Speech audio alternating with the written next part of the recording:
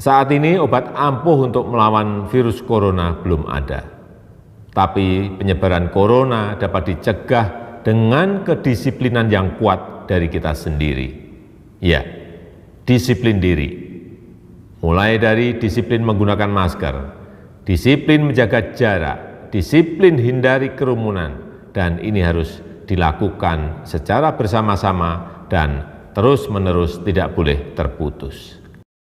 Dan pada masa pandemi ini telah kita putuskan pembatasan-pembatasan sosial, termasuk di dalamnya adalah pembubaran kerumunan. Oleh sebab itu, penegakan disiplin untuk menjalankan protokol kesehatan harus terus dilakukan. Tidak ada yang kebal virus corona. Semuanya bisa terinfeksi virus ini dan juga bisa menularkan ke orang lain. Untuk itu saya minta kepada Kapolri, Panglima TNI, Ketua Satgas Penanganan COVID, untuk menindak secara tegas jika ada yang melanggar pembatasan sosial tersebut berdasarkan peraturan yang ada. Jadi jangan hanya sekedar himbauan-himbauan saja, tapi harus diikuti dengan pengawasan dan penegakan aturan secara konkret di lapangan. Untuk membuat pengendalian COVID menjadi berjalan efektif, dibutuhkan trust, dibutuhkan kepercayaan dari masyarakat terhadap apa yang dikerjakan oleh pemerintah. Saya juga minta kepada Menteri Dalam Negeri untuk mengingatkan, kalau perlu menegur kepala daerah baik, gubernur, bupati, wali kota, untuk bisa memberikan contoh-contoh yang baik pada masyarakat. Jangan malah ikut berkerumun. Saya ingatkan bagi daerah yang telah memiliki perda penegakan disiplin protokol kesehatan agar betul-betul menjalankannya secara tegas, konsisten, dan tidak pandang bulu. Sekali lagi, tugas pemerintah adalah mengambil tindakan hukum dan ketegasan aparat dalam mendisiplinkan masyarakat terhadap protokol kesehatan adalah keharusan. Keharusan. Presiden Joko Widodo melakukan kunjungan kerja ke kota Cirebon, Jawa Barat, Selasa siang, 31 Agustus 2021. Jokowi meninjau pelaksanaan vaksinasi door-to-door ke sejumlah rumah warga di kawasan Kelurahan Kalijaga. Usai melintas, mobil bertuliskan bantuan presiden tiba-tiba membagikan sejumlah bingkisan. Warga yang antusias menyambut kedatangan Jokowi sontak langsung berlarian mendekati ke mobil tersebut. Tidak sedikit warga yang jatuh akibat berdesak-desakan. Bapak-bapak lanjut usia, ibu-ibu hingga anak-anak banyak yang menangis. Satu orang ibu hamil menangis karena terjatuh dan tidak mendapatkan bingkisan bantuan tersebut. Presiden Joko Widodo melakukan kunjungan kerja di wilayah Provinsi Banten pada Selasa 21 September kemarin. Jokowi melakukan beberapa kegiatan mulai dari peresmian pabrik di daerah Cilegon, kegiatan vaksinasi di SMN 4 Kota Serang dan Puskesmas Singandaru Kota Serang. Jokowi juga memberikan arahan kepada para kepala daerah Provinsi Banten di pendopo Gubernur Banten. Lantas, Tajudin, di visual yang saya dapat di layar begitu ada sejumlah kerumunan yang terjadi saat Presiden Joko Widodo berkunjung ke Banten. Bisa Anda jelaskan terkait kronologi kerumunan ini bisa terjadi? Baik, Firda. Untuk kronologinya sendiri, masyarakat berantusias ingin melihat Presiden Jokowi, di mana pada saat Presiden Jokowi hendak meninggalkan Provinsi Banten, tepatnya di daerah Boru, Kota Serang, nampak orang-orang mulai dari anak-anak hingga dewasa berbaris kepada di sepanjang jalan area lapangan Boru untuk melihat Jokowi. Namun pada saat Jokowi melemparkan sebuah baju kaos berwarna hitam bertuliskan Jokowi dari dalam mobil ke arah masyarakat, sehingga antusias warga untuk mendapatkan baju tersebut tidak bisa terbendung dan mereka ingin antusias mengambil kaos tersebut. Presiden Joko Widodo diketahui pada Selasa siang bertolak ke Maumere, Kabupaten Sika, NTT untuk meresmikan bendungan Napun GT. Saat Presiden Jokowi keluar dari bandara, ia nampak disambut oleh kerumunan warga yang antusias atas kedatangannya. Presiden Jokowi tiba di Sika pada Selasa 23 Februari siang. Dikutip dari Kompas.com, kedatangan Presiden adalah untuk meresmikan bendungan Napun GT yang dibangun sejak 2016 silam.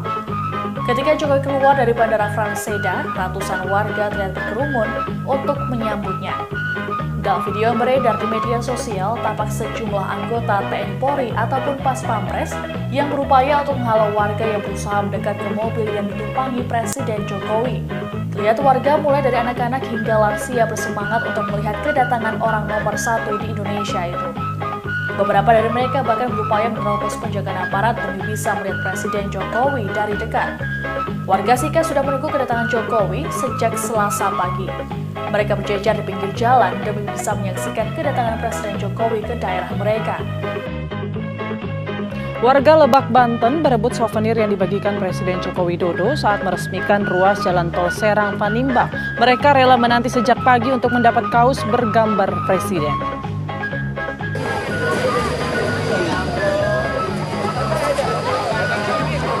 Warga Kabupaten Lebak, Banten rela menunggu di tepi jalan yang akan dilalui Presiden Joko Widodo dalam kunjungannya untuk meresmikan tol Serang Panimbang Seksi 1 Ruas Serang Rangkas Bitung. Mereka menunggu Presiden membagikan buah tangan untuk warga. Di setiap kunjungannya, Presiden Joko Widodo memang tak segan untuk berhenti sejenak guna membagikan sekedar kaos atau cindera mata untuk warga setempat.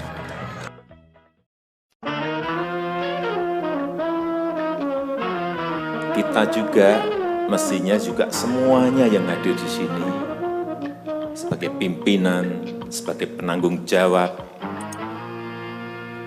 Kita yang berada di sini ini bertanggung jawab kepada 260 juta penduduk Indonesia. Tolong digarisbawahi. Perasaan ini harus sama. Kita harus ngerti ini. Jangan biasa-biasa saja. Jangan linier. Jangan menganggap ini normal.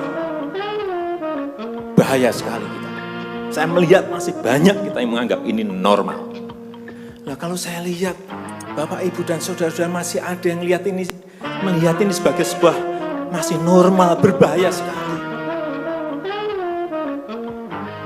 Jadi, tindakan-tindakan kita, keputusan-keputusan kita, kebijakan-kebijakan kita, suasana adalah harus suasana krisis.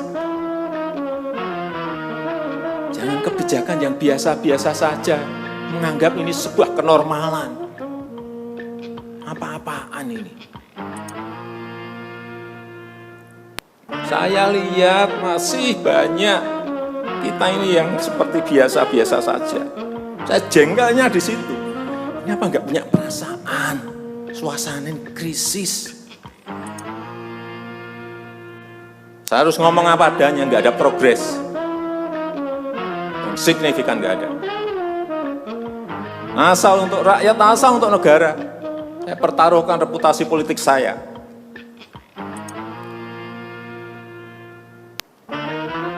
Sekali lagi tolong ini betul-betul dirasakan kita semuanya. Jangan sampai ada hal yang justru mengganggu.